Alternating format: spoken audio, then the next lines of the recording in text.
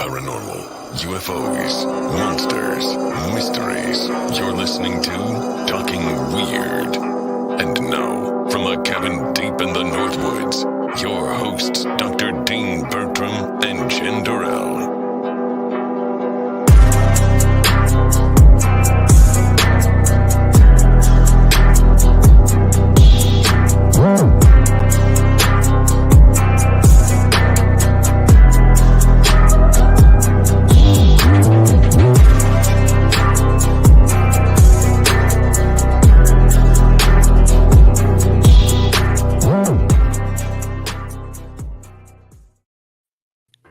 Well, greetings to all my fellow weirdos and weirdettes.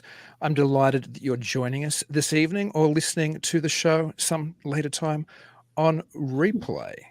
I'm one of your hosts, Dean Bertram. I'm joined by the always wonderful and amazing Jenn Durrell. How are you doing tonight, baby?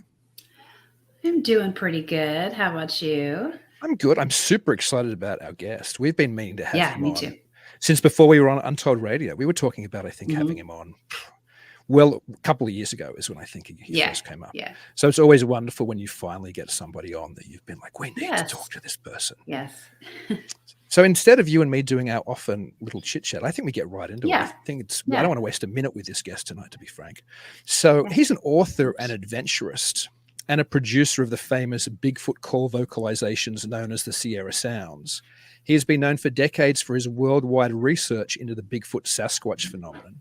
To date, he comes closer than any other researcher for having a complete body of evidence, or rather to having a complete body of evidence. The Sierra Sounds are the only Bigfoot recordings that have been scientifically studied, time-tested, and accredited as genuine. He has documented his personal interactions with these giant beings and has produced his story on a CD and also in a book, Voices in the Wilderness, which is just so compelling. It's one of my favorite Bigfoot books I've ever read. And his book, Quantum Bigfoot, is, I would say, one of the most important and expansive books ever written on the Bigfoot topic or ever written in the broader paranormal, Bigfoot, UFO, Fortean field, to be frank. So we are delighted to welcome to the show Ron Morehead. Thank you for that introduction, Dean. I appreciate that. Good to see you guys. Well, we're just delighted to have you here, Ron. Thank you so much for joining us. Well, thank you. Yeah. Okay. But I'm ready to talk. Yeah, he's ready. And then what I said, like, voices in the Wilderness is just so compelling. I love it because it's a time capsule as well of the 70s when you guys were doing this. I mean, it goes up to more recent period as well. But I think before we get into the minutiae of some of your fantastic theories, which I think is what the Bigfoot community needs to be doing, they need to be looking at the evidence in more interesting ways that take all of the strange sightings and accounts into account. But before we go down those paths, maybe for those of our listeners who aren't aware of who you are, which would probably be very few, certainly everybody in the Bigfoot field knows, but can you tell us a little bit about I suppose what led up to you originally capturing the Sierra Sounds, a little bit about your time in the Sierra Nevada mountains? Sure, I'd love to. The Johnson brothers were hunters up in about 8 miles in the wilderness in the Sierra Nevada mountains, a very remote camp. Been going there since 1958. So the camp has been there a long time. No one was looking for a Bigfoot or anything like that. They were hunters, and very avid hunters, I might say. And they had one night when they was up there earlier in the summer, just seeing how the camp was and how the deer population was for that year and all that, because it's a very pristine area. It's just kind of like their heaven on earth when they get up there. When you get up there, it's just that nice. And these things came around the camp and started making some wild noises. And it kind of gave them a little jaw drop for a minute because they'd never heard anything like that before. At first, they thought it might have been a bear, but they realized the sounds weren't a bear. Cutting through all that, they went out and seen this huge 19-inch track right there in the mud. And they thought, wow, there's something strange here. So they came out and told the other guys, the other hunters were part of the group, and there was 6 of them altogether. I think 5 or 6 of them. Just kind of loose fingers. So they all went back up and to see if these things were still around, and they were. And one of the guys, he very religious, and he got freaked out. And the next morning after the first encounter that night, he just left the next morning as soon as he could see. and it just really scared him a lot. And Al Berry talks about in the first CD that I produced 2 years ago, how I had to hold his mouth to keep it from chattering, but they're all heavily armed. I mean, you're not going to go around these monsters because that's what they thought they were, just some kind of monster out there in the woods. They didn't know at the time what to refer to them as, other than had a big foot. So he came out and told everybody, yeah, what the Johnson brothers said is true. There's some kind of monster up there. And he didn't know what to do with it because he was, like I say, raised religiously. And you get into the Nephilim theory, and all that. That they're not supposed to be around anymore. So they were eating people. So he didn't want to get eaten. Anyway, the guys were a day late. They didn't come home when they were supposed to. So the wives were all worried because they all knew the story, what was being told and to him. And he wouldn't go back by himself to check them out. The wives wanted to, we got to find out what's going on up there. The guys may not be around. They may have a problem. So me being friends with all of them, I wanted to go, and he asked me if I'd go with him. And so I did. That's how I got involved. That was 1971. And that was the first time I'd heard the sounds and recorded sounds, because I didn't spend the night the first time. As soon as we got in, which was a heck of a hike in, I got to tell you. And then I seen the track that the things had left also. And fortunately, I got to ride a horse out, so that saved my legs a little bit. And 8,400 feet in elevation, plus 8 miles in the wilderness. So anyway, that started me on the track of this. I all started going back. I went back as often as I could get somebody to go with me. And we all started taking tape recorders. It wasn't until the winter of 71, 72, when the snow load just so much you couldn't get in, when Warren Johnson, the leader of our group, he wrote a letter to Ivan Sanderson, a cryptozoologist. And Ivan Sanderson thought, this is crazy. Nothing like that could happen. If they're out there, they're some kind of ape. So he sent it to Peter Byrne, who was in Oregon. Peter I've known for years, and I have now since I met him. But Peter thought the same thing. And it was 23-page letter, handwritten from Warren Johnson, stating all this stuff, just crazy. But he thought, well, I'll give it to Alan Berry. He's a reporter down in California, and see if he wants to investigate it. So Alan Berry was the main man who we took into camp. He came down and interviewed us all. And we took him into camp in 72. And he started experiencing the same thing, and he took tape recorder into. We were all using cassette recorders then. And that's how it kind of got rolling. And, we knew we were dealing with something very strange. But again, we were all thinking the ape in the woods, like so many researchers are. And we got the recordings going. Al Berry really fostered the studies on the recordings. He knew how important this was. We didn't realize how significant it was. And so he got a professor at the University of Wyoming to study them unbiasedly. And so, but prior to that, he went to the people that studied the Nixon tapes. He went to Dr. Lieberman at Brown University. He went to another professor in Washington, trying to get somebody to take this on. But they all thought he was, pulling their leg. Like Dr. Lieberman accused him of being an ex-student trying to get back at him or something. But Al was no one's fool. He had a master's degree in science, and he was a smart guy. He was a Vietnam officer, and very 6'4", nice. He's a man's man, very smart. Anyway, he and I became very good friends after a while. For a long time, we didn't care for him because he was trying to figure out who was pulling his leg up there, but he couldn't find any evidence of anybody hoaxing. And since then, all the studies we've had done scientifically, like the University of Wyoming, they showed the sound range was outside the human range. There was no manipulation in the sounds. They were not speeded up. They were not slowed down. There were no 60-cycle hum. And just stuff like that has gone on. So what I think makes the story so credible, it's not just me telling the story. It's what we've done for it after that. Because after that, we had a cryptolinguist look us up, retired from the Navy as a cryptolinguist, which really a two-time graduate of the Navy Foreign Language Institute in Monterey, California. I vetted him very well. He's very qualified to take this on. He said, I think I hear a language in this. And so he had come all the way out from Missouri, where he was teaching foreign languages after he retired from the Navy. And he interviewed me and Al Berry and got the context of the story, asked if he could listen to us, to the original. So we gave him copies of the tapes, and he went back and he made a statement. He said, these things have a language by the human definition of language. And that means a morphine stream of words, making a sapient sentence like I'm doing now. And so it goes on from there. I've been studying this thing now for over 50 years. I was 29 when it started with me in 1971. So I'm getting up there, and I just like to tell a story. Maybe it'll help somebody because there's some enigmas associated with these things. And I know if you got weird talking or talking weird or something like that behind you both. So We'll be Yeah. talking plenty weird. I'm gonna, Yeah. what I may say may sound weird, but I'm gonna credit it with the science Yeah. that could be behind it. And that's where my second book came in, the quantum physics, quantum Bigfoot, because it's. Yeah, I we'll think move. We can there's move an into answer. some of those theories in a tick if you want. Just while we're on Voices in the Wilderness, something I found really interesting in that is how you guys kind of built almost this relationship with whatever was making the sounds, presumably Bigfoot-like creatures. But the closeness that began to develop seemed to stop, you suggest, after you guys had to shoot a bear, which was ravaging the camp and essentially attacked you. Yeah.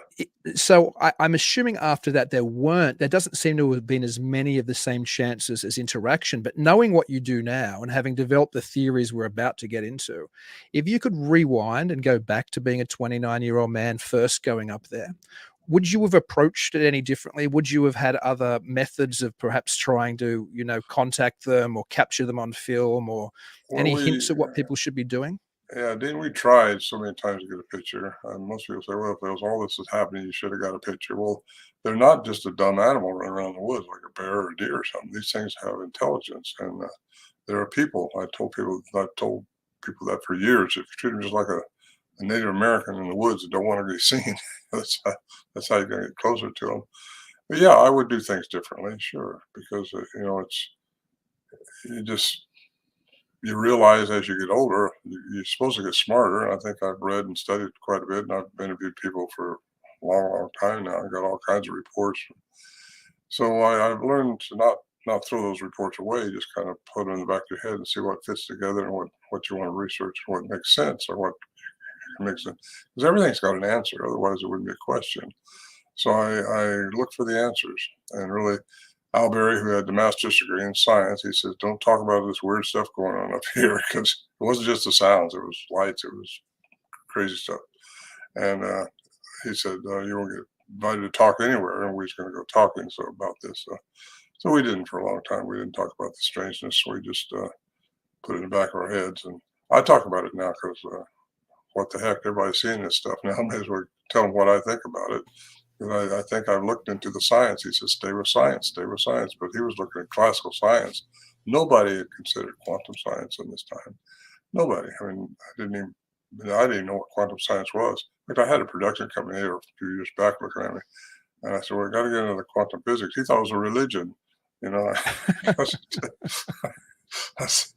guy's I thought he was an intelligent guy until he did that.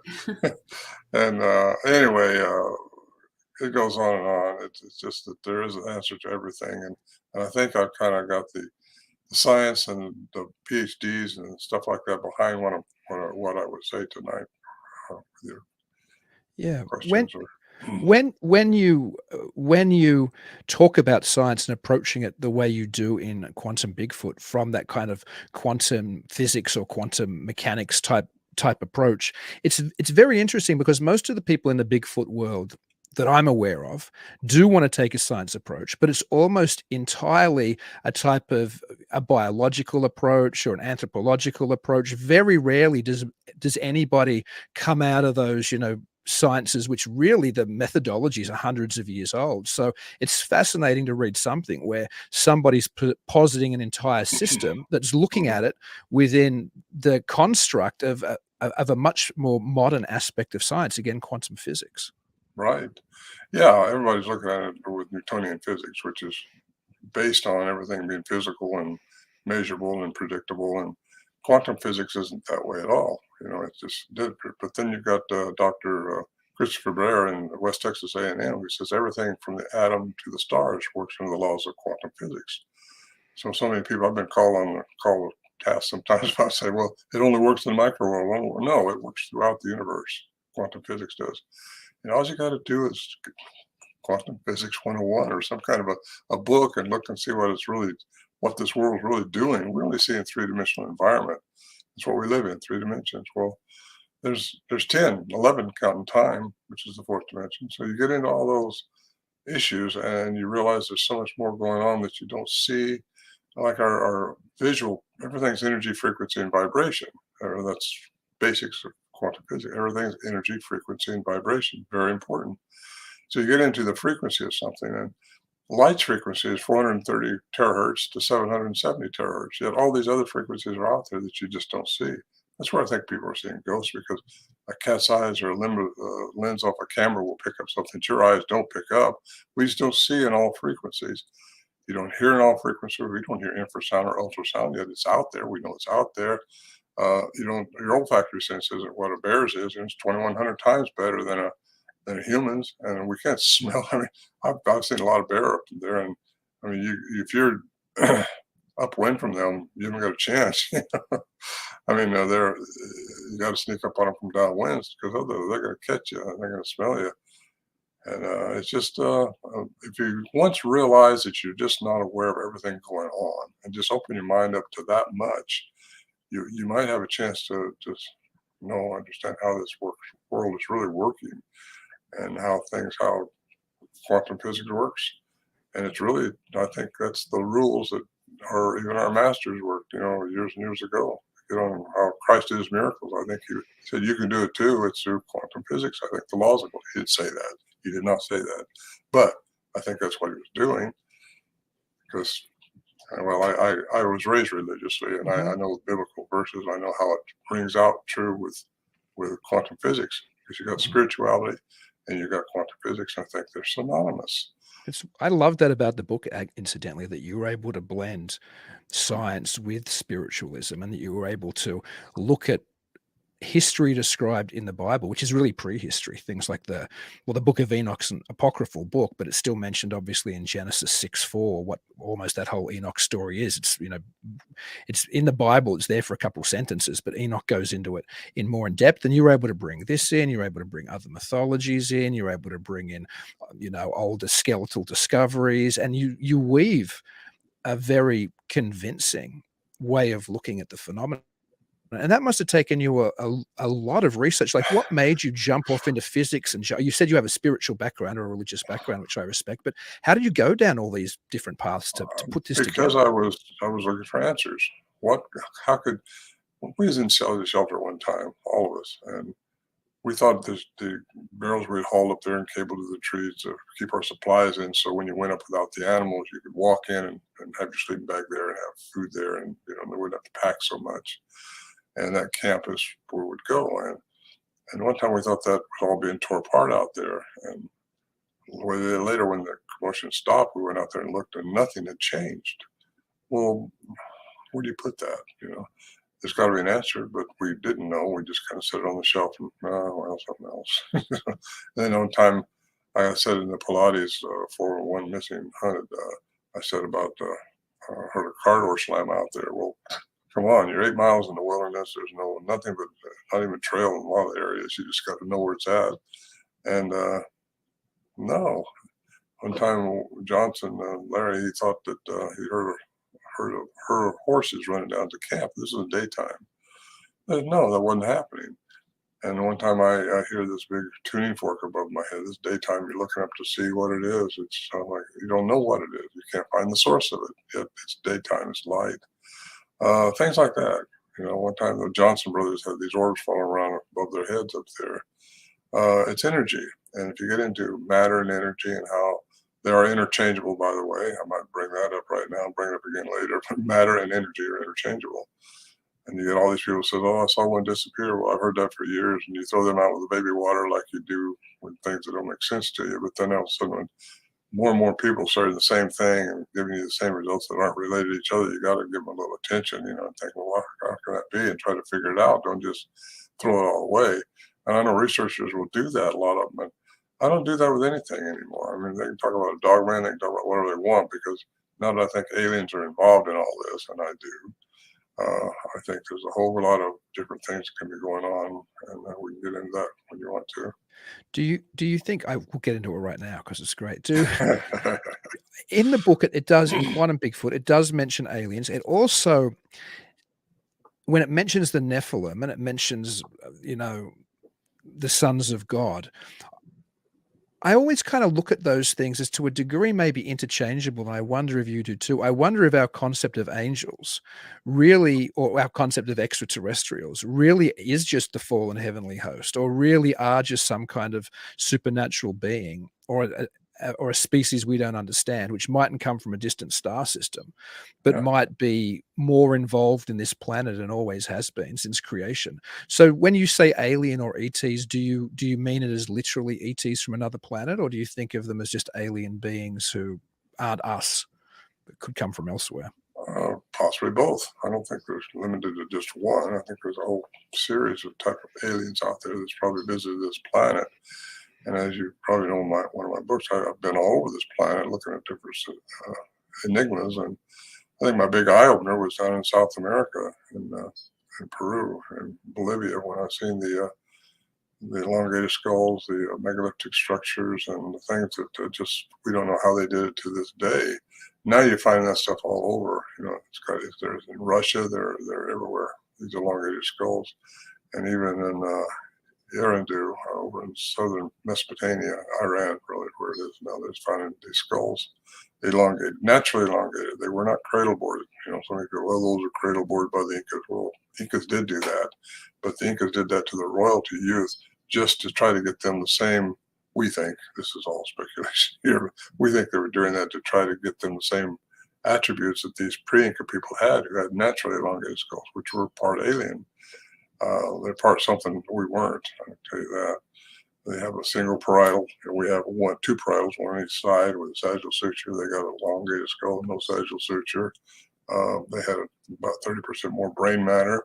However, when the Incas elongated their child's skulls to try to give them that same, they didn't get more brain matter. They just got a long skull. It's good, bad.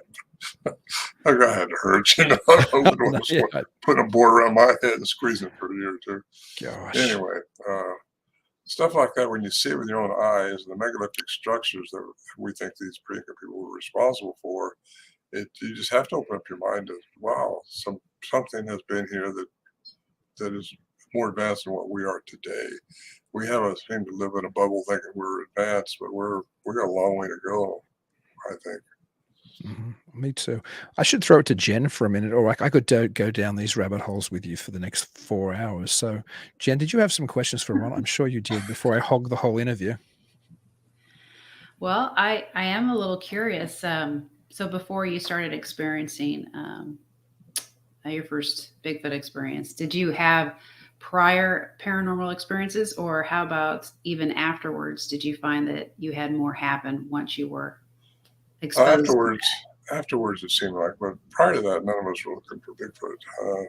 No, I wasn't a paranormal person. We were all businessmen, really, and serious people. It was a very sober camp, and hunting came around. That's what you did, and that's why I became a hunter then, and I don't do it any longer. But afterwards, I started having things happen down at my house, my ranch down in the valley, over 100 miles away, and my daughter had the same thing. She's been up there a few times with me, and seems like once they get your energy and they can tune into your vibrational frequency, they kind of hang on you. And things will happen, and I've had things happen. But the only thing I can think was paranormal. I say paranormal. Don't know what it is. But one night when I was in high school, way long, that was 100 years ago. I was in high school. I wasn't in school. I was that age, but I was laying in bed, and bam! I just got pinned to my bed during the night, and everything was just bright, real bright, some big light, and I never knew what that was all about. I still don't know to this day, but I couldn't move. I couldn't budge. I wasn't asleep. It totally woke me up, and that's the only thing I can think of that I ever put into the quote unquote paranormal. And let me say something. I said I think I might have mentioned this earlier, but quantum physics and paranormal are not synonymous. So many people want to say, well, he's a woo-woo guy over here in the paranormal world. I'm studying quantum physics, which is a science recognized worldwide. Paranormal is not a science; it's pseudoscience, and it's a lot of times your quantum science can answer the issues associated with paranormal activity, and that's how I see it. And I think I just said that to a group the other day. It's just that's how I see it. So all the stuff that we want to call paranormal is just our lack of understanding the laws that might have made us think that was paranormal. Because I guess it's paranormal if it's not normal to you. Do you think other researchers in the field who, again, I'm not a Bigfooter. I mean, I'm interested, but I'm not in the community or at all. And what I notice is most of it is they're some type of undiscovered ape, and the debate seems to be whether they're, a relict hominid or whether they're an undiscovered ape further down the chain or whatever.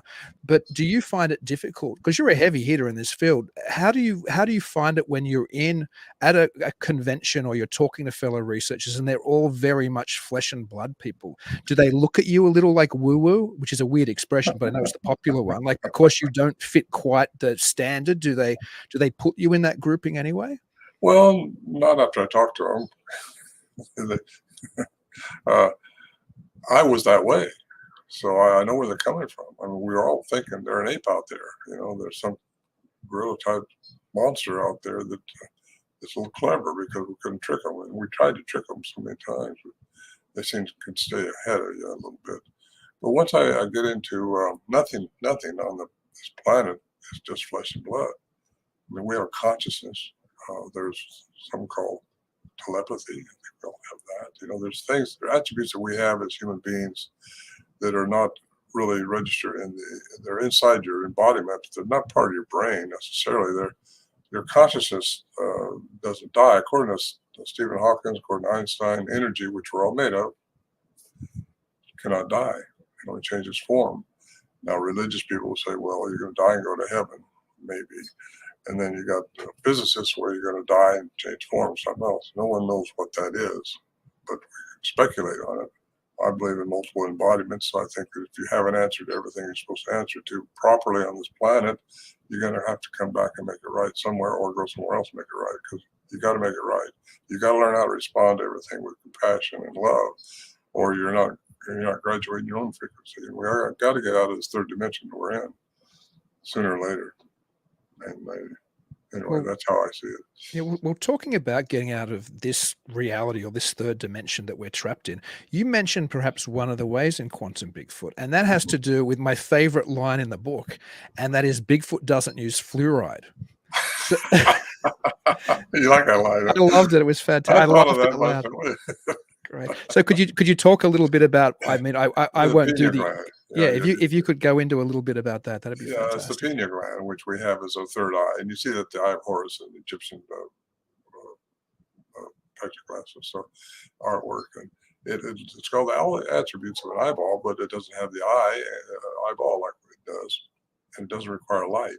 I think it's our receptor inside of our head. I think that's how we can receive. If you learn how to meditate and open up and receive instead of asking for things all the time.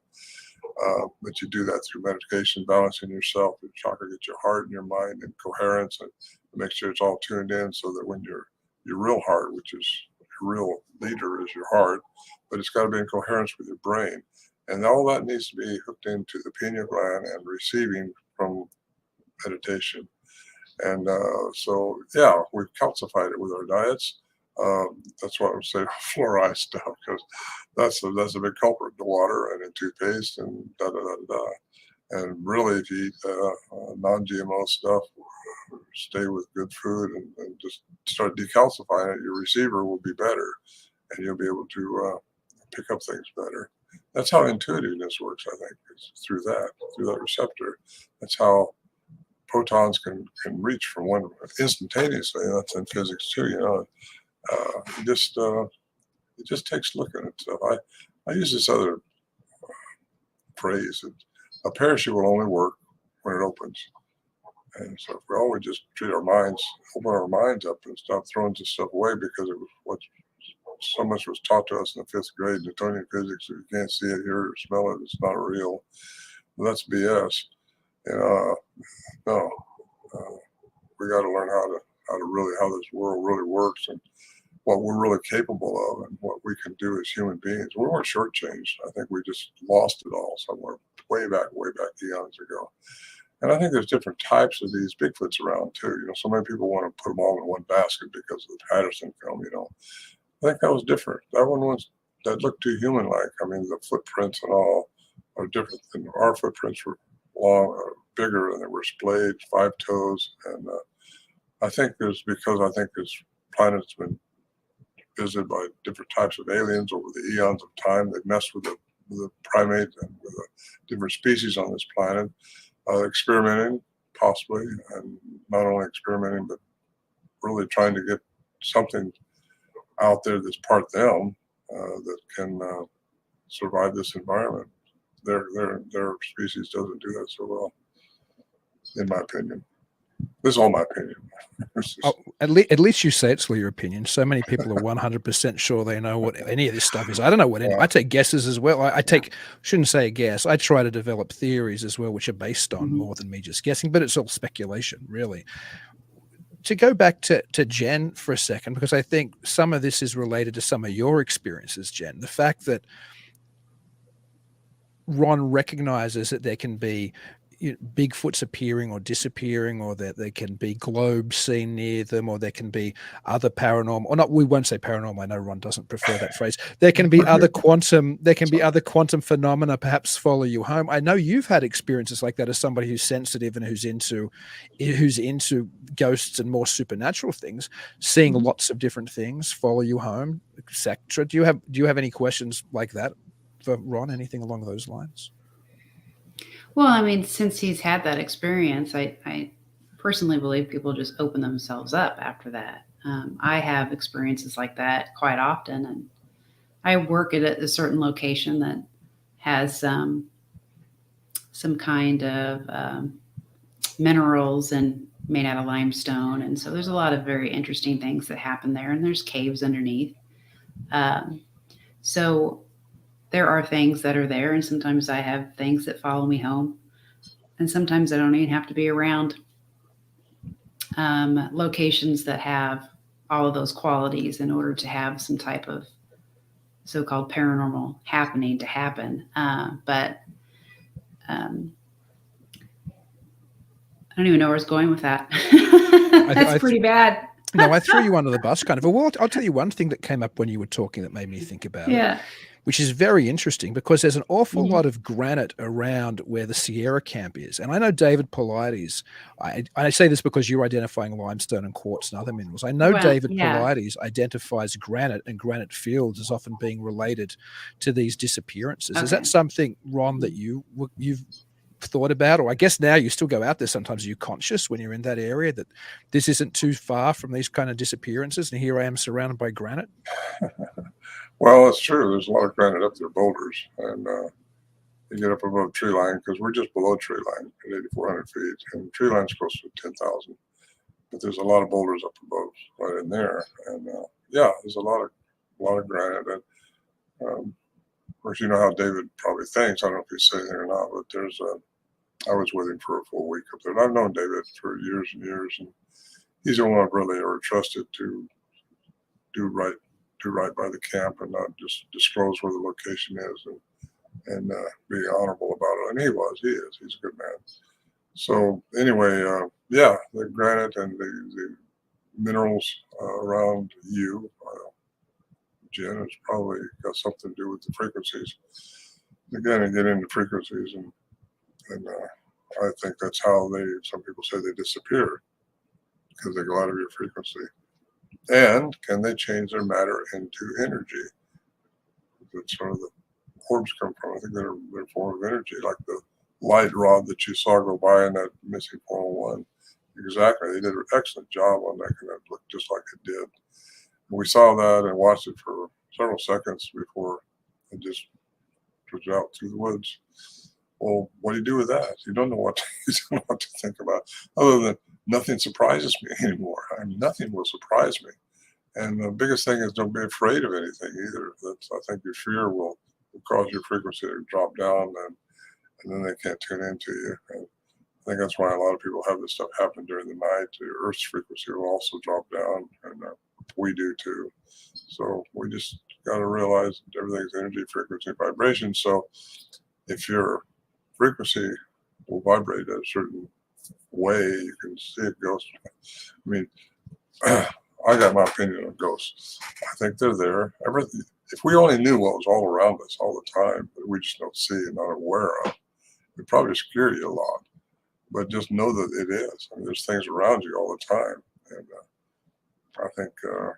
Well, anyway, I'm sorry. I get carried away with that stuff. No, I'd love to hear your theory on ghosts all around us. I'm sure. Well, I think they're in the fourth dimension of time. They haven't progressed. They haven't got their vibration up yet.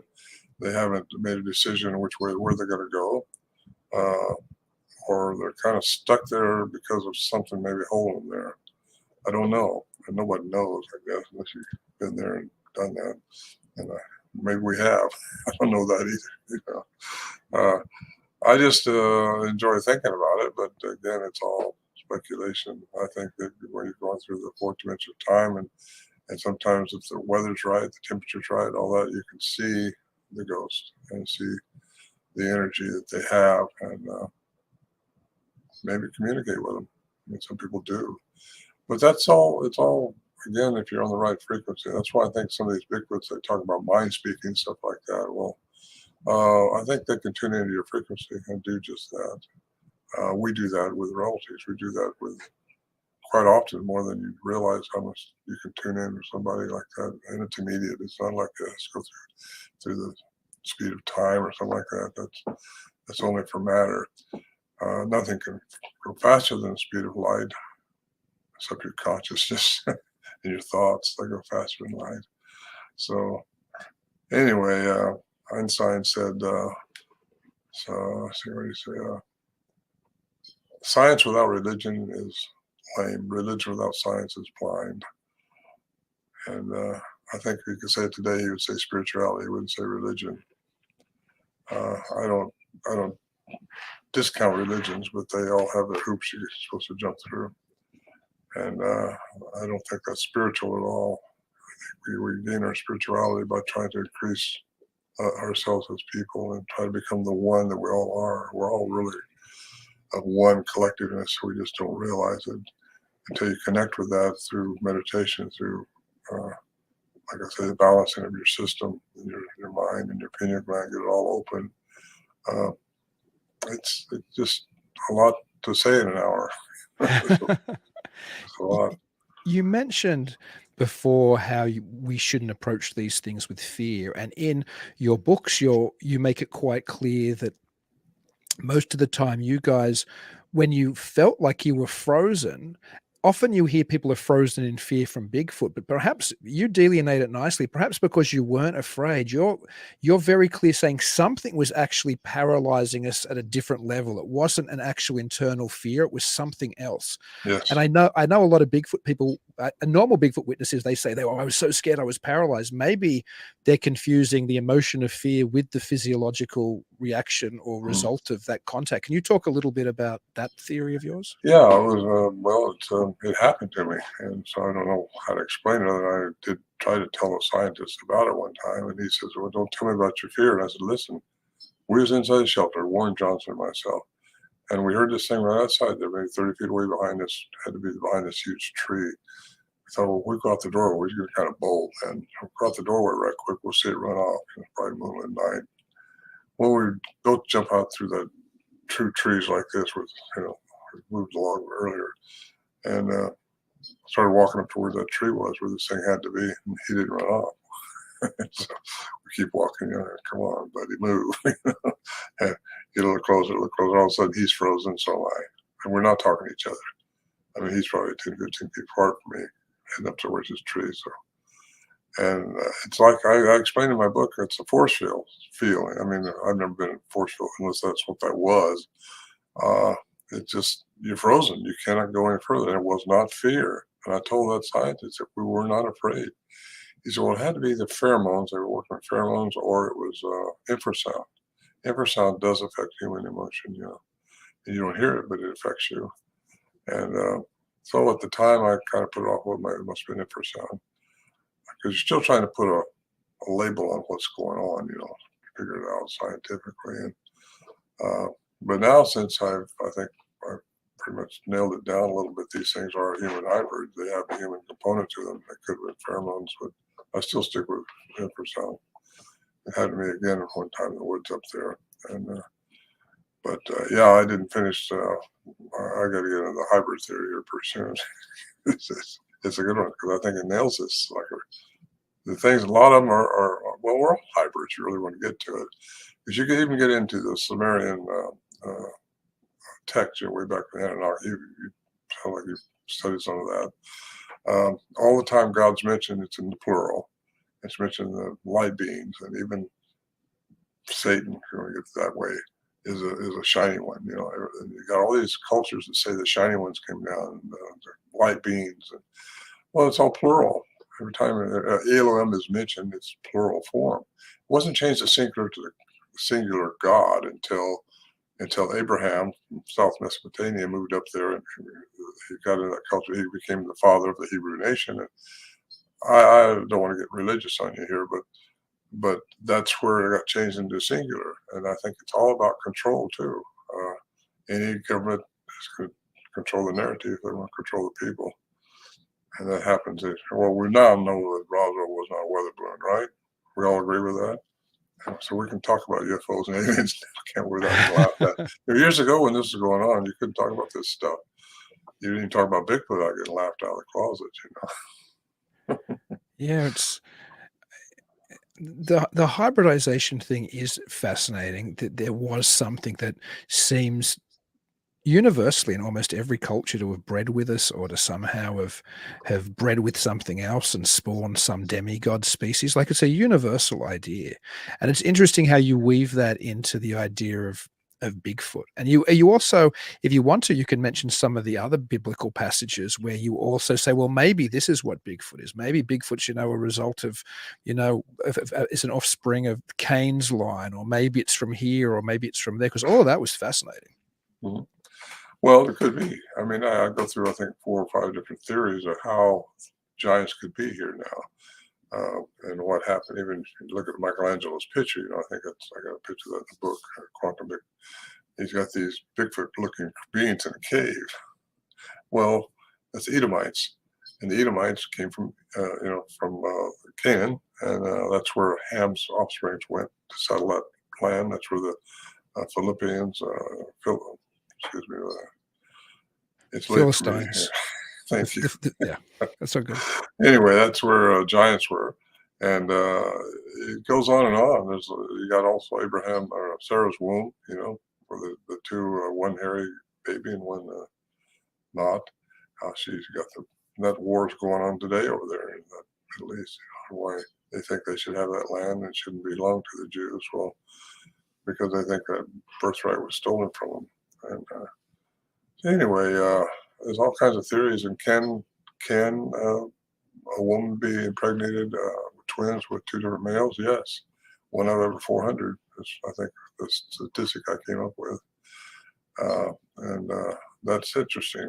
So if they can manipulate the genome, and I think they can, because we do that now, and I'm sure advanced beings can manipulate a lot of stuff that we just thinking about now. But if they can do that, they could make that one hairy, baby come out hairy, and he came out first, and he was supposed to have the birthright. But then you got, gosh, my brain's working on 2 cells right now. Oh no, it's fascinating. You know the one I'm talking about in the book. Yeah, it's the twins, and yeah, there's Esau and there's Jacob. Jacob, Esau and Jacob. Yeah. And Jacob kind of steals with the help of, is it Rachel who's the mother? My biblical knowledge should be better. Yeah. And she kind of tricks, sets up a situation where Esau gets robbed of his birthright. I think Esau comes back from the fields, from out hunting, and he's all hungry or something. And he says, "Give me some food." And Jacob's like, "Only if you give me your birthright." He's like, "Okay."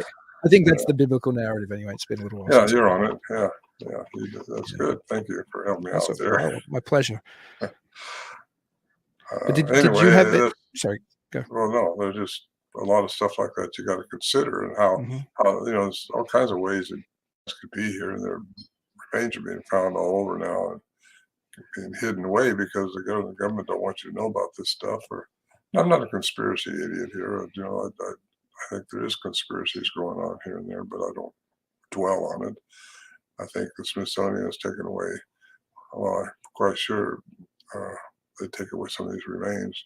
You got the Paiutes, because when I went down to South America, it was mainly to study the elongated skulls to see if there was anything to do with the sagittal crest that's reported on Bigfoot up here so much.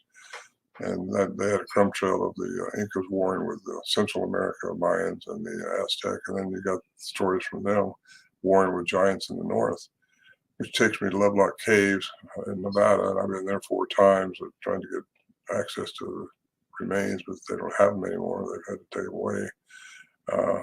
And the Paiutes swear by the story. It's written in Sarah Winnemucca's book, and she says that they were warring with 8-foot cannibalistic giants there, and they drove them into the cave and smoked them out and killed them as they came out. But did they get them all? No. A couple more have been found over the Humboldt Lake bed, remains of giants.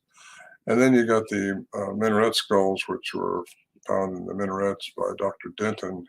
We took some Boy Scouts in there, and a pack donkey dug up this skull, and it looked like a human, but it was big.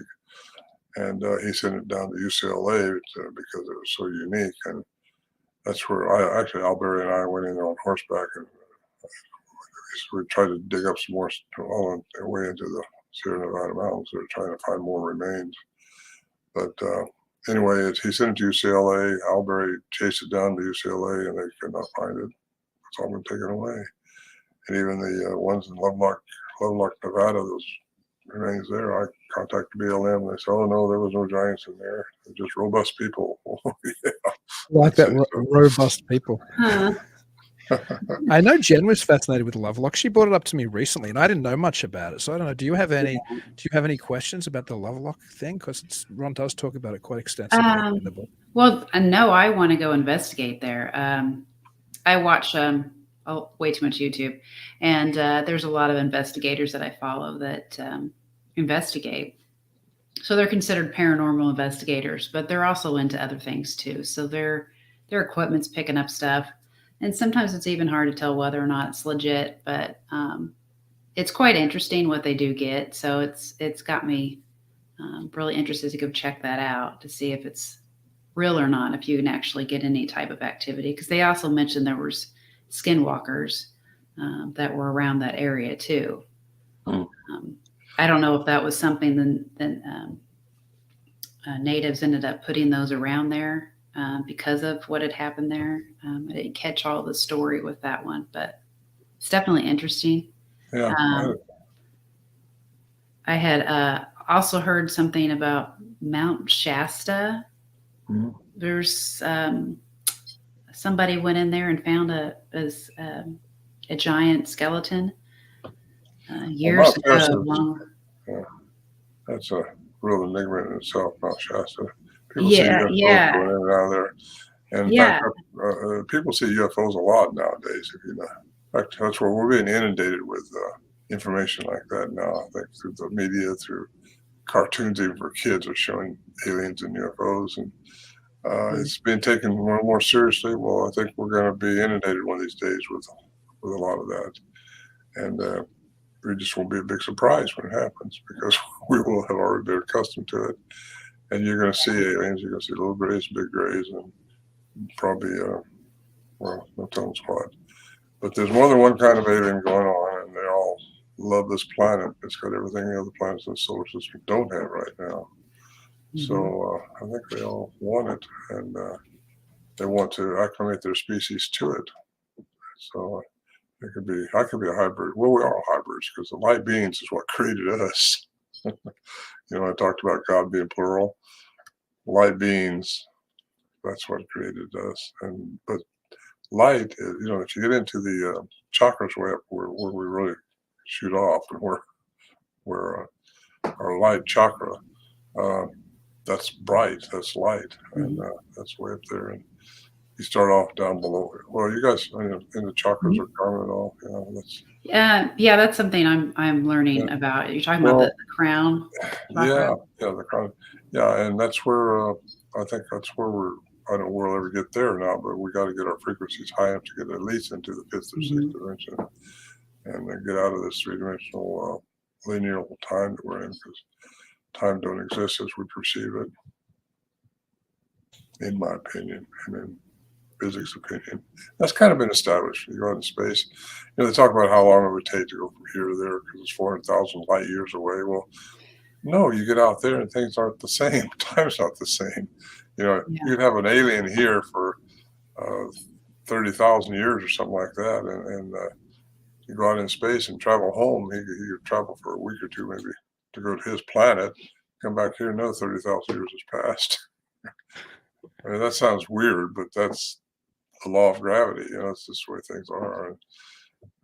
Anyway. Yeah, I've always been fascinated talking about the speed of light and talking about quantum entanglement and consciousness and all the type of things we're thinking about or talking about tonight, is that if we weren't bound materially, we wouldn't be bound by the construct of time either. So it's only that like if I want to go downstairs and get a drink, I have to physically go, okay, brain, get up, walk down the steps, pour on. And a lot of this is just subconscious because I know how to do it, so I don't have to tell myself that much, but I have to physically make myself do it. If I could think, I just want to go downstairs. My mind is there already at the tap, pouring the water. I don't have to spend a minute doing it. So I wonder if there is a way to divide consciousness from the physical body that it's trapped in or that it's housed in, then I suspect almost all of these Newtonian laws just fall over. I don't think any of them apply anymore. That's true. Well, that's how remote viewing comes in. That's a fact. Remote viewing exists today, and the Department of Defense is into it still. They kind of dismantle it as far as public goes, but it's still going on. They started that when they found out the Russians were using it to spy on us, remote viewing. And I know two people who actually, one was hired by the FBI for remote viewing, and I know another one very well, and he's been in a lot of things for remote viewing. He's very accurate, and it's spooky. Well, I say spooky. It's not spooky. It's just the way things are. If you train yourself, I think a lot of people can do it if they just. We're not shortchanged. Us humans have a lot of abilities we just haven't reached yet. We have a telepathy. We have remote. We can do those things. Your consciousness, you can get it to leave. You can, like you say, you're still thirsty. Your body's still thirsty, though, even though your mind went down there and got water, right? Yeah, exactly. You're still thirsty. Yeah. So how do you do that and not be thirsty? Yeah, these ideas, though, I mean, they absolutely fascinate me. And when I look at some of the experiences you talk about in your book, I think they explain a lot of these things. For example, when an attachment in the paranormal ghost hunting world follows somebody home, maybe it's not like sitting on their shoulder and traveling in the car. Maybe it just becomes connected to them and boop goes there. Jen asked you before if you'd had previous or post experiences or previous experiences, and you said, well, that one which was fascinating when you were on the bed and frozen and there was light, but the one in the book I remember after it was when that clicking sound followed you home from the Sierra camp. It also followed one of your companions home. Yeah, and I wonder if that didn't actually have to get and travel down with you on the horses and then jump in your car and do whatever else. Maybe that just it had become enmeshed with you somehow and went boop straight to where you were. Yeah. Well, again, I think we're all one consciousness. They can tune into your frequency, your consciousness, and I don't think they have to ride on your shoulder. They just can be there. And I know I've moved. I don't live in California anymore. I lived in Washington, and still strange things can happen. It's like nothing leaves you. You're still part of the oneness that's out there. Even Christ said, I wish that all could be one with the Father as I'm one with the Father. Well, we all are one energy. If we could just learn how to not be separate. And there's just so much that the good book says that quantum physics matches with. And I like it for that good reason too. So many people are brainwashed though, and you can't get them to change, and they never will. And I've tried to give my program to church people a time or two, and we see everybody out there crossing arms like this, like here's this guy tried to take me away from the devil or something like that. So I just don't do that to church people. I think because it goes both. they've been brainwashed. You know? Yeah, I think it goes both ways too. I think there are atheists who are exactly the same, or proponents of any religion or any belief system. It's very hard to shake somebody. Oh, it is. Yeah. What Mhm. their course. I'm looking forward to your next book. Can you give us any clues? I think you said you might have another one coming. Well, I'm just expanding on some things. The biggest thing is I think I've pretty much proven, established anyway, scientifically, these things have to have a human component to them. It's because I mentioned Dr. Lieberman earlier. He's at Brown University. He just passed away in July, by the way, but he was a primates scientist and linguistics, and he said only humans have the hide bone to create language like we're talking now, which means into the tongue, through the muscle system, the nervous system, into the brain, so I can talk to you like I'm talking to you. No other animal on this face of this planet is supposed to be able to do that. These things, and we've proven this through cryptolinguists and through Dr. Curlin too, have a language. Well, that's huge. I think that's huge. And you get Dr. Your own humans can do that. Well, then you got the DNA studies that have been done, which academia gave a thumbs down and said, well, there's humans in it, there's human DNA in it, so it has to be contaminated. Well, maybe, but maybe not. Another guy came out, he used the same data that Dr. Ketchum used on her DNA study, and he said, well, maybe they're just a relic hominid over here who have been so close to human, they are part human, they got the DNA in there for human. And either way, they are part human, and at least some of them. I can't say they're all that way because you don't know what all of them are like. I just think there's a lot of them are just different, and they may not even have the same genome. You got the dog man, you got Skinwalker Ranch, which you brought up earlier, and that's just, anyway. Yeah, can they change form? I got a story about that too. Oh, you saw one change, or? I didn't. My daughter had a sighting. My granddaughter's over here, and Wow. this thing was running right towards her, and all of a sudden it changed. I said it changed. When she came back, we said, "Did you see anything strange?" And my daughter thought, "Oh boy, somebody else is going to see this besides me." I said, "Yes, a big white wolf ran up right in front of me over there, and just stopped and looked at me, and then ran up the mountain." Well, Wow. I don't know. Was it the same thing? Did he change shit? Did that happen? I don't know. I know they weren't lying. They were telling the truth of what they saw. Now, can these things hypnotize you, make you think you saw that stuff, or did they really see it? And we've wondered that a lot too, because if they hypnotize, can control your brain, like make you think you're hearing something that really isn't there, or maybe they can make that sound with an very advanced vocal mechanism. I personally think they can get their frequency, they can change their frequency high enough to actually make them their mass change into energy, and that's the orb. Well, There's stories about them going in and out of trees. Yeah. And I love it that you look at that as well in your books. And your books are, as I said at the beginning of the show, two of the most interesting Bigfoot books I've ever read. And I don't use the paranormal in a dismissive way. I mean that broader, we'll say the weird, or we'll say the Fortean. Two of the most interesting Fortean books I've ever read as well. So how do our audience get a hold of those? How do they find out what you're up to? Yeah, RonMorehead.com, www.ronmorehead, Morehead.com, and that's my website. You can order anything I got on that website. Also, they're available as a download, the books and the CDs. Nice. And yeah. And I should just say that Voices in the Wilderness, which is incredible, actually comes with a link so you can download all the Sierra sounds, which is because then you're reading the book and it says, if you want to, you can listen to Sierra sound number 10 now or number 11, and it goes through as you're reading. Yeah. And I think that's just a fantastic thing. When you do your next book, though, I'd love to have you back on. I'd love to chat to you again. Thank you. I'd love to be on. Yeah. It's I'm just going to expand a little bit on quite a bit, really, in different areas that I think I've picked up since that book was written. That's what I'm going to do. Yeah. I was up in, we did talk about the Alaska Killer Bigfoot. Don't have time, I'm sure now, but I was on that program with the Discovery Channel here. It was an 8-part series. I was on episode 5 and 6, I think, in Fort Lock, Alaska. The Alaska Killer Bigfoot. And They do that again. They asked me if I would go up there if they did it again. So they got some really interesting, real stuff up there too. I don't say that lightly because there's something really going on up there. Yeah, I've heard the That's Portlock interesting. story. It's creepy. Next time we have you on, let's talk about that because I'd love to go down that rabbit hole with you. Oh, yeah. It's a quantum hole. It is indeed. But you were an absolute joy, and until we get to chat to you again, hopefully it's sooner rather than later. Well, thank you. Keep it weird. Yes, weirdos.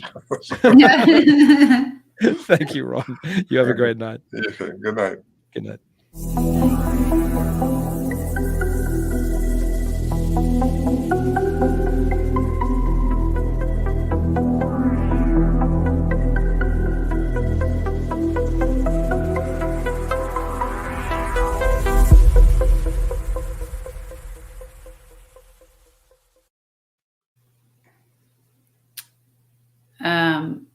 So Hang on, wait, I have it. It's not ending for some reason.